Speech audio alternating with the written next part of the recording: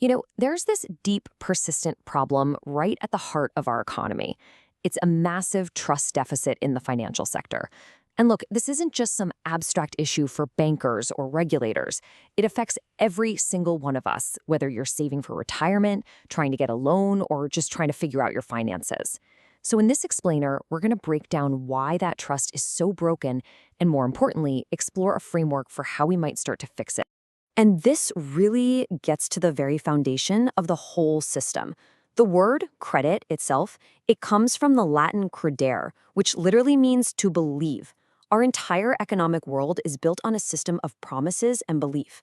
But what happens when that belief just shatters? Well, that's the core issue we're tackling today. And if you're looking for proof that it's shattered, the evidence is pretty stark. Year after year, the Edelman Trust Barometer tells the same story.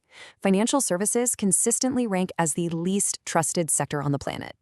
This isn't just a PR problem, folks. It's a systemic vulnerability that has very real consequences for all of us. So, here's our game plan.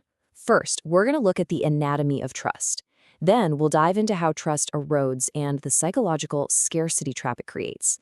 After that, we'll cover the very real price of mistrust, and we'll wrap up with a practical framework for rebuilding. Okay, first up, the anatomy of trust. When we talk about trust, it can feel a little fuzzy, right? Like this vague, abstract idea. But in the world of finance, it's not just a feeling. It's about function. It's about reliability.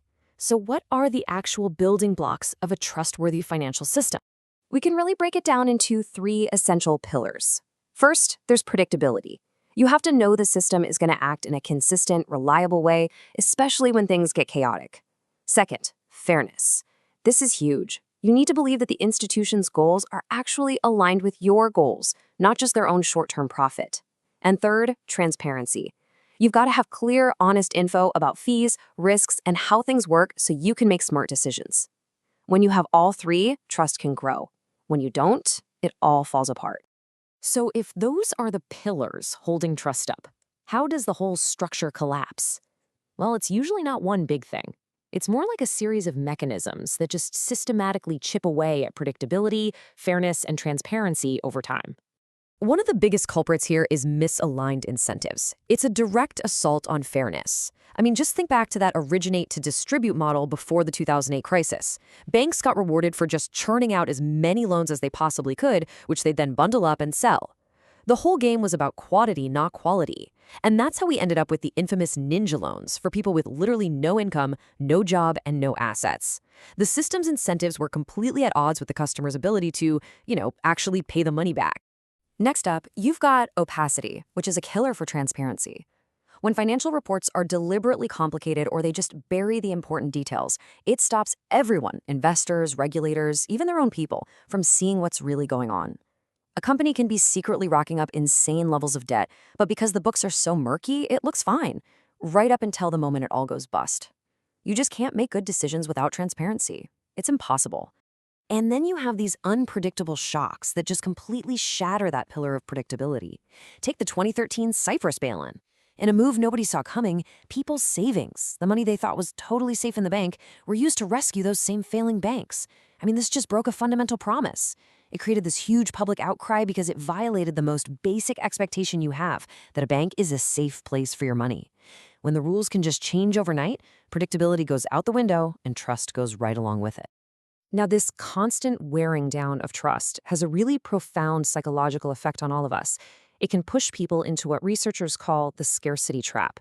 This is a state of mind where a lack of financial stability actually changes the way we think and make decisions. To really wrap your head around this, let's step outside of finance for just a second. There was this famous experiment in 1944 where volunteers were put on a semi-starvation diet. As one participant remembered, food became their one and only obsession. Their entire world just narrowed to a single point of focus. Where is the next meal coming from? This is a perfect example of what scarcity does to our brain. It's called cognitive tunneling. And you can see how this maps directly onto our finances, right? When you're facing financial scarcity, all your mental energy gets eaten up by the most immediate problem, making rent, paying that next bill. Long-term planning like saving for retirement or investing, it feels totally out of reach. And this isn't about being weak-willed. Your actual cognitive capacity is reduced, which makes you much more likely to make bad financial choices, like taking out a high-cost payday loan just to put out the fire that's right in front of you. Okay, so we've seen how trust breaks down and the psychological toll it takes. But what are the bigger, system-wide consequences? What is the actual price that we all end up paying for a low-trust financial system?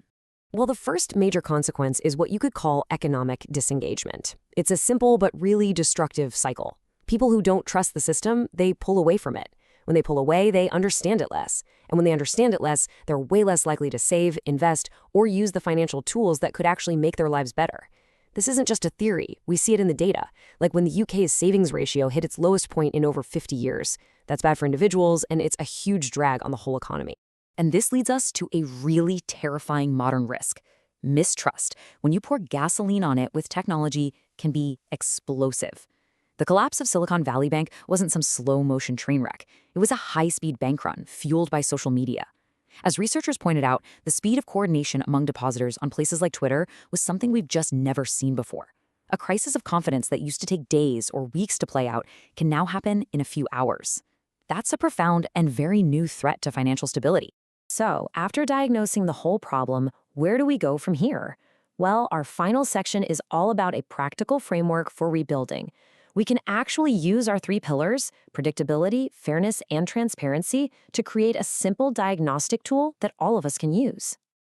So the first question we should all be asking is about predictability. Does this bank, this investment firm, this financial product, does it behave in a way that's consistent and reliable? Does it have a track record of being stable, especially when the market gets rocky? Or do the rules seem to change whenever it's convenient for them? Second, we have to interrogate fairness. And you got to look past the slick marketing and ask, how does this company actually make its money? Are their incentives truly aligned with my success in the long run? Or is their whole business model based on hidden fees, pushing high-risk products, or getting me to take on debt I can't really afford? If their profit comes at my expense, well, the incentives are not aligned. And finally, the third and maybe most important question, is there transparency? Does this institution talk to you clearly and honestly about its fees, its risks, and how it all works? Or do you have to be a lawyer to get through pages of fine print just to figure out the real cost? Real trust is impossible without clear, accessible information that empowers you to make your own informed decisions. Answering these 3 questions is the first step, for all of us, in demanding a more trustworthy financial system. Because only when that belief is restored can the system truly start to work for everyone.